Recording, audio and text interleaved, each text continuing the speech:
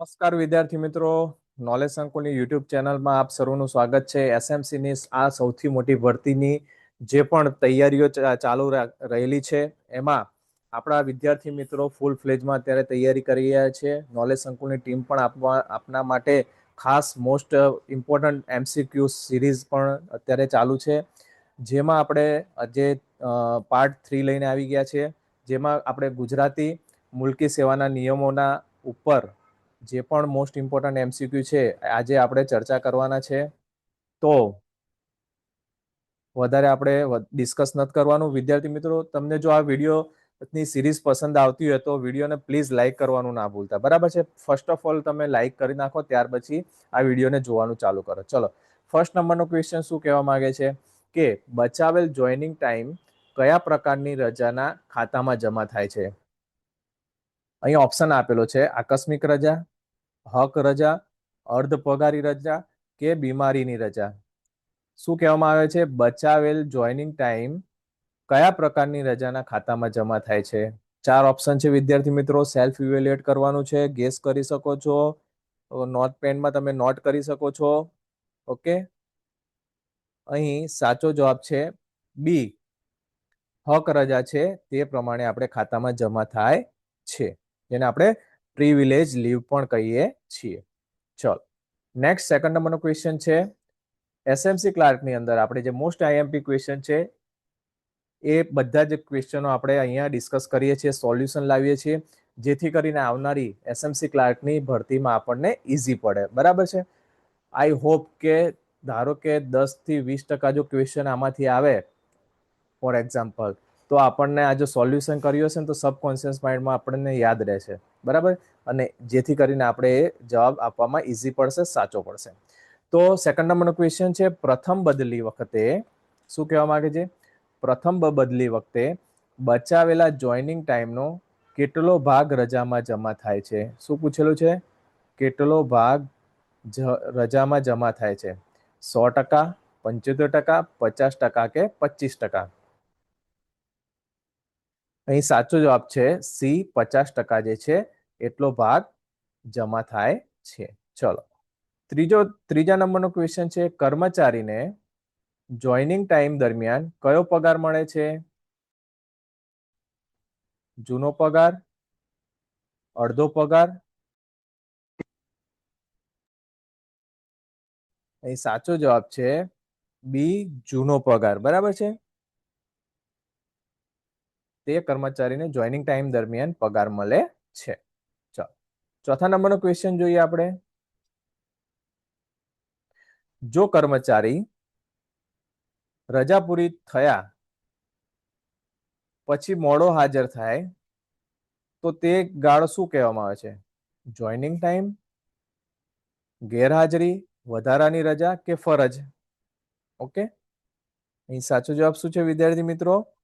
અહીં સાચો જવાબ છે બી, ગેરહાજર કહેવાય છે. આ ગાળાને ગેરહાજરી તરીકે ઓળખવામાં આવે છે. 5 નંબરનો ક્વેશ્ચન છે, રાજ્યેતર સેવા એટલે શું? ફોરેન સર્વિસ એટલે શું? વિદેશમાં નોકરી કરવી, ખાનગી નોકરી કરવી, પગાર સરકારી તિજોરી બહારથી મળતો હોય તેવી સેવા, અથવા તો રજા પર રહેવું?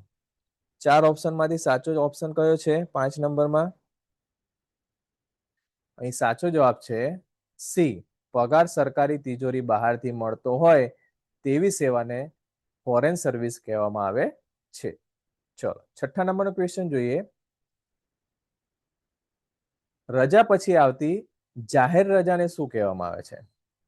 પ્રિફિક્સ, સફિક્સ, ટીએ અથવા તો જોઈનિંગ? શું છે સાચો જવાબ? અહીં સાચો જવાબ છે બી, સફિક્સ.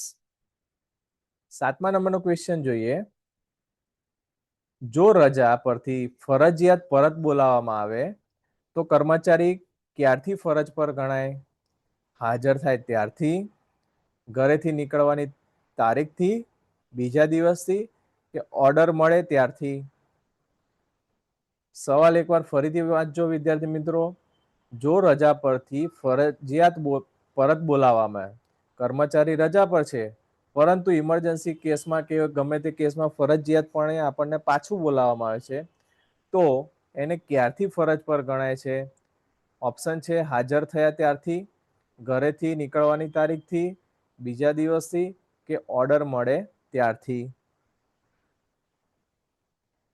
અહીં બી જે છે તે સાચો જવાબ છે. ઘરેથી નીકળવાની તારીખથી ફરજ પર ગણાય છે. નેક્સ્ટ ક્વેશ્ચન 8મા નંબરનો, કે વેકેશન ભોગવતા ન હોય તેવા કર્મચારીને વર્ષમાં કેટલી ઈએલ મળે છે, પ્રાપ્ત રજા મળે છે? ઓકે, જે કર્મચારી વેકેશન ન ભોગવતા હોય તેમને કેટલી ઈએલ મળે? 15, 20, 30 કે 12? અહીં સી જે છે તે સાચો જવાબ છે. 30 ઈએલ મળે છે. 9 નંબરનો ક્વેશ્ચન છે, કર્મચારીના ખાતામાં વધુમાં વધી કેટલી પ્રાપ્ય રજા, જેને આપણે ઈએલ કહીએ છીએ, તે જમા રહી શકે છે? બહુ જ મસ્ત ક્વેશ્ચન છે. 200, 300, 180 કે 400? સાચો જવાબ શું છે? બેઝિક ક્વેશ્ચન છે, બધાને જ ખબર હશે. બી 300 જેટલી રજા જમા રહી શકે છે. 300 ની ઉપર હોય તો તે રજા લેપ્સ થઈ જાય છે. ઓકે, ચલો 10મા નંબરનો ક્વેશ્ચન છે, પ્રાપ્ય રજા ઈએલ જેને કહીએ છીએ, એક સાથે સામાન્ય રીતે કેટલી મંજૂર કરી શકાય? 90 દિવસ, 120 દિવસ, 300 દિવસ કે 150 દિવસ? અહીં બી જે છે તે સાચો જવાબ છે. એક સાથે સામાન્ય રીતે 120 દિવસની રજા મંજૂર કરી શકાય છે. ઓકે, ચલો 11મા નંબરનો ક્વેશ્ચન છે, પરિવહન ભથ્થું જેને આપણે ટ્રાન્સપોર્ટ અલાઉન્સ કહીએ છીએ, ટીએ શાના માટે અપાય છે? ફિલ્ડ વર્ક કરવા માટે, ઘરથી ઓફિસ આવવા જવા માટે, સામાન ફેરવવા માટે કે પ્રવાસ માટે? શું છે વિદ્યાર્થી મિત્રો આનો સાચો જવાબ? અહીં સાચો જવાબ છે બી, ઘરથી ઓફિસ આવવા જવા માટે આપણને ટીએ પ્રોવાઈડ કરવામાં આવે છે. ચલો 12મા નંબરનો ક્વેશ્ચન છે, કેટલા કિલોમીટરની અંદર રહેતા હોય તો તેમને પરિવહન ભથ્થું ન મળે? 2 કિલોમીટર, 1 કિલોમીટર, 5 કિલોમીટર કે 3 કિલોમીટર? અહીં સામાન્ય રીતે 1 કિલોમીટરની અંદર જો તમારી ઓફિસ આવેલી હોય તો તમને ટ્રાન્સપોર્ટેશન અલાઉન્સ મળતું નથી. ઓકે, ચલો બી છે સાચો જવાબ છે, 1 કિલોમીટર. ચલો 13મા નંબરનો ક્વેશ્ચન જોઈએ, સામાન્ય કર્મચારી માટે માસિક સાયકલ ભથ્થું કેટલું હોવું જોઈએ? 10 રૂપિયા, 20 રૂપિયા, 50 રૂપિયા કે 100 રૂપિયા?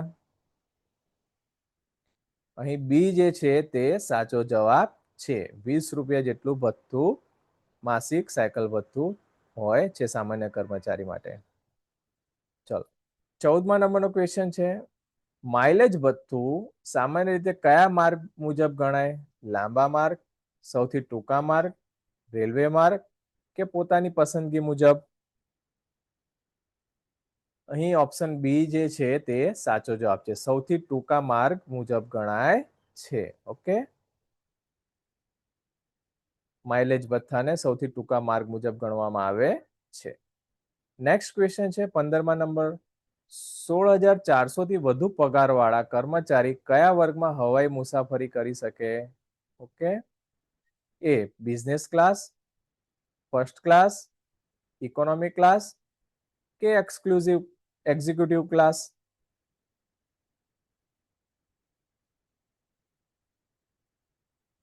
અહીં સી જે છે તે સાચો જવાબ છે. ઇકોનોમી ક્લાસમાં હવાઈ મુસાફરી કરી શકે છે. ચલો 16મા નંબરનો ક્વેશ્ચન છે, કર્મચારીના કુટુંબના સભ્યોની આવક, અહીં કુટુંબ વર્ડ આવેલો છે, કર્મચારીના કુટુંબના સભ્યોની આવક કેટલી હોય તો તે આશ્રિત ગણાય છે?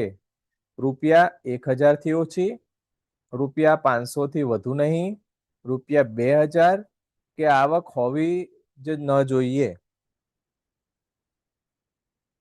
અહીં 16 નંબરના ક્વેશ્ચનમાં સાચો જવાબ છે બી. 500 રૂપિયાથી વધુ ના હોય તો તેને આપણે આશ્રિત ગણી શકાય છે. 17મા નંબરનો ક્વેશ્ચન જોઈએ. પગાર ધોરણમાં પગાર કઈ રીતે વધે છે? માત્ર પ્રમોશનથી, નિશ્ચિત વાર્ષિક ઇજાફાથી, મરજી મુજબ કે વધતો જ નથી? એવું તો હોય જ ના કે વધતો નથી. સરકારી કર્મચારીનો પગાર ટાઈમ ટુ ટાઈમ વધતો હોય છે. કેવી રીતના વધે છે વિદ્યાર્થી મિત્રો? તો અહીં 17મા નંબરમાં બી, નિશ્ચિત વાર્ષિક ઇજાફા દ્વારા પગાર વધે છે. ચલો 18મા નંબરનો ક્વેશ્ચન જોઈએ. સ્થાનિક વળતર ભથ્થું LCA કોને મળે છે? સ્થાનિક વળતર ભથ્થું LCA કોને મળે છે? જે તે વિસ્તારમાં હેડક્વાર્ટર હોય તેમને, માત્ર મુલાકાતીને, બરાબર છે, બધાને કે બદલી પામેલાને? અહીં વિદ્યાર્થી મિત્રો એ જે છે તે સાચો જવાબ છે. જે તે વિસ્તારમાં હેડક્વાર્ટર હોય તેમને LCA મળે છે. ચલો 19મા નંબરનો ક્વેશ્ચન છે, બહુ મસ્ત ક્વેશ્ચન છે. હોટેલમાં રહેવા માટે કયા ટેબલ મુજબ ડીએ મળે? ટેબલ 1, ટેબલ 2, ટેબલ 3 કે ફિક્સ દરથી મળે? અહીં બી જે છે તે સાચો જવાબ છે. ટેબલ 2 મુજબ હોટલમાં રહેવા માટે ડીએ મળે છે. ચલો 20 નંબરનો ક્વેશ્ચન છે. જો કર્મચારી 15 દિવસથી વધુ વાહન ન રાખે તો વાહન ભથ્થું મળે? હા, ના, અડધું કે માત્ર ટેક્સ કપાય? અહીં સાચો જવાબ છે ના. જો 15 દિવસથી વધુ વાહન ન રાખે તો તેને ભથ્થું મળતું નથી. ચલો વિદ્યાર્થી મિત્રો, આજે આપણે ગુજરાતી મુલકી સેવાના નિયમોના MCQ મોસ્ટ ઇમ્પોર્ટન્ટ જે એક્ઝામની અંદર પૂછાઈ શકે તેવા સોલ્યુશન આપણે લાવેલા છીએ. અને જો તમને વિડીયો ગમ્યો હોય તો પ્લીઝ રિક્વેસ્ટ છે, લાઈક કરજો, તમારા મિત્ર વર્તુળમાં શેર કરજો. અને નોલેજ સંકુલની ટીમ દ્વારા SMC ક્લાર્કના સ્પેશિયલ રૂલ્સ એન્ડ એક્ટ જેના લાઈવ પ્લસ રેકોર્ડેડ કોર્સ તમને નોલેજ સંકુલની એપ્લિકેશનમાં મળી જશે. જેની અંદર આપણે GPMC એક્ટ, GCSR, બિન સચિવાલય કચેરી કાર્ય પદ્ધતિ, સરકારી લેખન પદ્ધતિના લેક્ચર, થિયરી બુક અને MCQ પ્રોવાઈડ કરવામાં આવેલા છે. જેની પ્રાઇસ ફક્ત ને ફક્ત 888 છે. તમારી કોઈ પણ ક્વેરી હોય તો તમે આ નંબર પર સંપર્ક કરી શકો છો. નોલેજ સંકુલની યુટ્યુબ ચેનલ તમે સબસ્ક્રાઇબ કરી રાખો, જેથી કરીને ટાઈમ ટુ ટાઈમ તમને અપડેટ મળતી રહે નવી. અને વિડીયોને કન્ટિન્યુઅસ રાખવા માટે કોમેન્ટની અંદર તમારા સુઝાવ આપજો. ઓકે, તમને આ સિરીઝ ગમે છે તો આપણે નેક્સ્ટ સિરીઝ આપણે કન્ટિન્યુઅસ રાખશું. તમે કોમેન્ટની અંદર કન્ટિન્યુઅસ લખી શકો છો. Thank you very much. Next વિડીયોની અંદર મળીએ આપણે. જય હિન્દ, જય ભારત.